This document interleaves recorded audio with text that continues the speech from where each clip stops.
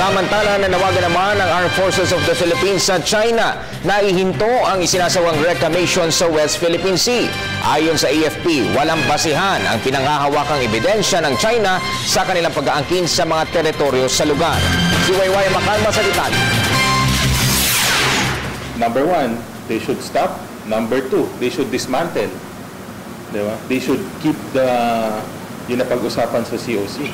Ito ang hiling ng Department of sa liderato ng China sa patuloy na pagsasagawa nito ng reklamasyon sa West Philippine Sea.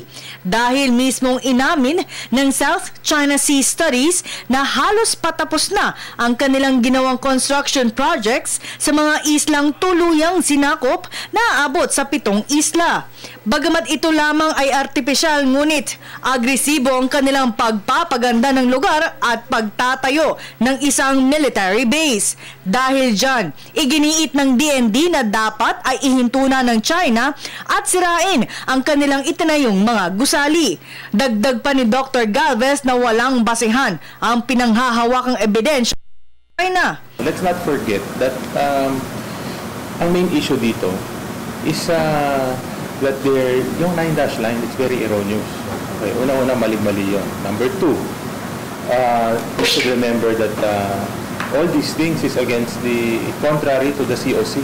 Sa susunod na buwan, magsisimula ang oral argument ng Pilipinas laban sa inihaing reklamo ukol sa 9-dash line sa Permanent Court of Arbitration sa Netherlands.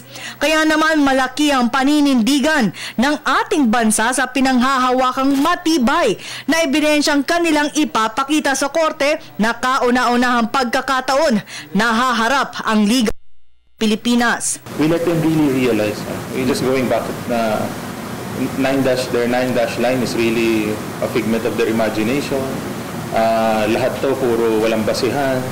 And ano ba gusto nila? Why are they, shaking everyone?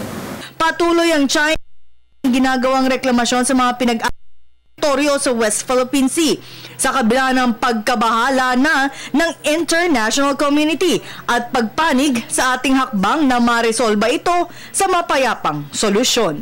Para sa Telebisyon ng Bayan, ako si Wayway Macalma.